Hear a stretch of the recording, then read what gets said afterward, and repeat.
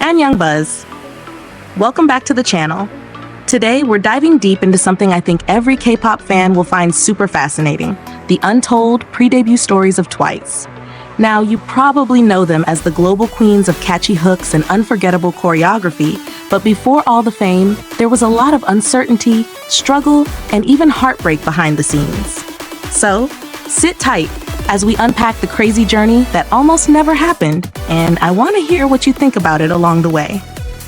Alright, let's start way back before Twice was even called Twice. JYP Entertainment actually had a girl group planned in 2014 called Six Mix. Sounds unfamiliar? That's because it never debuted. Imagine this, the lineup included future Twice members like Nayeon, Jonghyun, Jihyo, and Sana, but then disaster struck. The Sewol ferry tragedy hit South Korea, and everything went on hold out of respect and national mourning. On top of that, there were internal changes. Some members left, like Cecilia, and Sana joined later. But as the months passed, the whole Six Mix project just fell apart. Now here's what hits me about this. Can you imagine training so hard, gearing up to debut, and then everything just crumbling? It's like being so close to your dream, only to see it vanish. I wonder how many trainees go through these kinds of disappointments that the public never really hears about. What do you guys think? Have you ever had a moment where you thought something was set, but then it all fell apart? Moving on, the individual journeys of the members during this time are pretty inspiring. Take Jihyo, for example. She was scouted when she was just 8 years old. 8! And then she trained for 10 years before debuting. 10 years! That's a whole decade of practice, sacrifice, and growth. She was part of that ill-fated Six Mix plan, and then faced the emotional roller coaster of the project collapsing. And Nayeon? She passed a JYP audition in 2010 despite her mom's initial worries about her age. She was also set to debut in Six Mix, only for that plan to fall through. What really stands out is how every member had to face this uncertainty and keep pushing forward. Sana and Momo, both Japanese members, had their own setbacks too. They were originally prepping for a Japanese-focused group, but that got scrapped because of political tensions. And yet, here they are now, shining on the global stage. It makes me think about how politics and outside factors can shape the music industry in unexpected ways. Have you noticed how sometimes international relations affect entertainment careers? Does it surprise you that K-pop idols' careers can be impacted by this? Then there's Tsuyu from Taiwan, who was scouted at a dance workshop and had to move all the way to Korea to train. That must have been a huge culture shock and adjustment, especially at such a young age. Her inclusion in the final lineup during the 16 show was partly because of fan popularity, which brings me to the next big part. 16. 16 was this super intense survival reality show in 2015 where 16 trainees competed for spots in the final girl group. The pressure was insane. Originally, only 7 were supposed to debut, but the final lineup ended up with 9 members because JYP saw the potential in some eliminated contestants and listened to fans. For example, Momo was eliminated early but added later because of her dancing skills. Here's the thing about 16. It wasn't just about talent. It was also about mental toughness. Trainees were split into majors and minors, with the minors having fewer resources and harsher treatment. Some feedback was brutally honest to the point of being harsh. Jihyo even admitted she nearly starved herself to meet the weight standards. That kind of pressure is heartbreaking. What do you guys think about the way trainee systems push idols? Is it necessary to be that harsh to create stars? Or is it just toxic? I'm curious because on one hand, it seems like a tough love approach to build resilience. But on the other hand, it can damage mental health deeply. Park Jin-young, the JYP founder, had this philosophy that Twice should be about healthiness, not just looks. He wanted a group with beautiful minds who would grow publicly and set good examples. That's kind of rare in an industry that often focuses so much on perfection and image, don't you think? It's interesting how he wanted Twice to impact fans twice, once through their music and once through their visuals, which is actually where the group name Twice comes from. And speaking of the name, the fandom is called Once, which is meant to represent a promise. If fans love them once, Twice will give back twice the love. I think that's a sweet way to build a connection with fans. But I want to ask you, do you think this kind of naming strategy actually creates stronger fan loyalty? Or is it just a marketing gimmick? I feel like with Twice, it really seems genuine because of their interactions and attitude, but maybe other groups use similar tactics differently? One last thing before we pause here. Thinking about the trainees who didn't make it. The show 16 ended up launching twice, but there were many who didn't debut, and some struggled emotionally afterward. One trainee, Min Young, spoke about how tough it was to deal with the fallout, and fans often talk about how some eliminated members get temporary attention, but then fade away.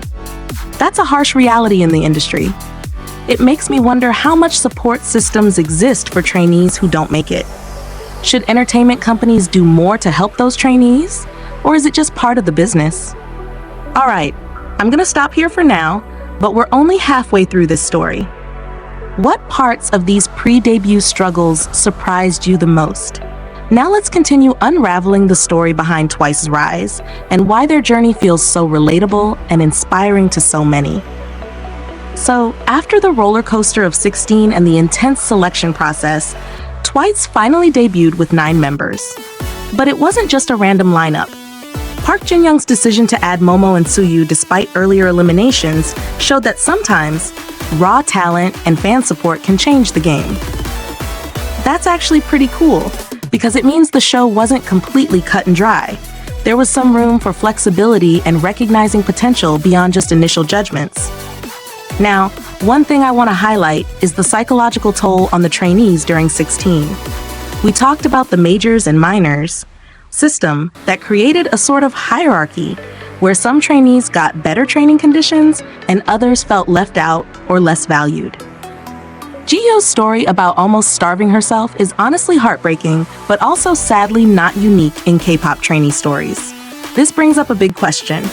How much of idol training is about pushing limits, and when does it cross into unhealthy territory? I've seen fans debate this a lot.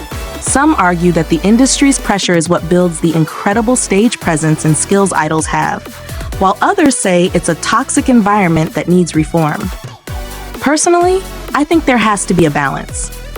Tough training is expected in any performance art, but no one should feel physically or emotionally broken in the process. What's your take? Have you ever felt that pressure yourself? Maybe not as an idol, but in school, work, or hobbies? Let's talk about that. Moving on to Twice's name and their concept. The idea that Twice hits the fans twice, through music and visuals, is a clever branding strategy, but it also tells you a lot about how much thought went into creating a group that's both entertaining and visually appealing.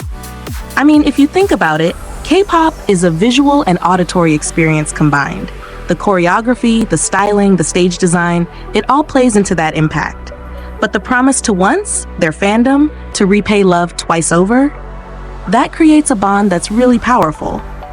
I'm curious, do you think Twice actually lives up to that promise?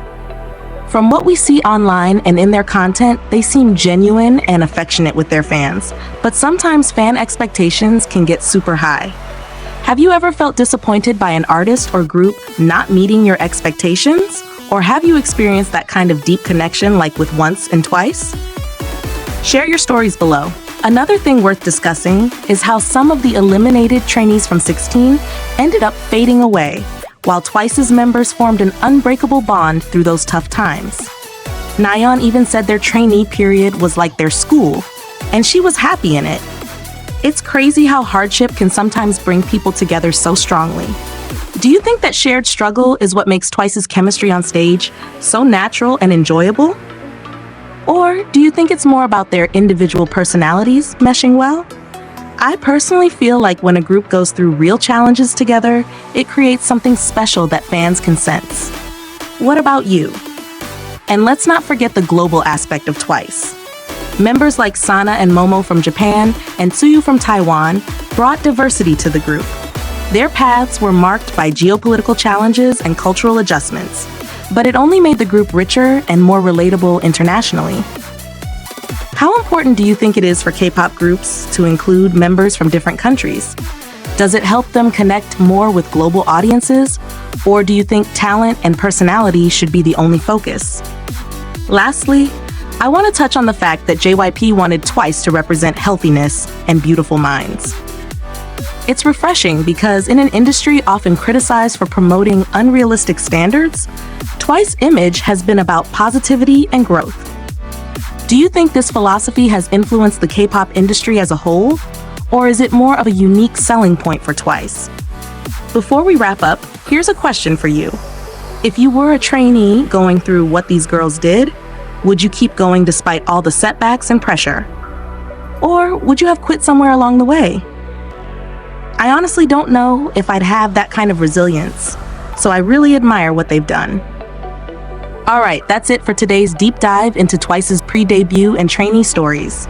If you enjoyed this video and want more inside looks at your favorite group's journeys, make sure to subscribe and hit that notification bell so you don't miss the next one. Also, comment below with your thoughts. I want to read every single one and maybe feature your comments in the next video. What surprised you the most about Twice's pre-debut struggles? Do you have a favorite member whose story inspired you? Thanks for watching Buzz, and I'll see you in the next one.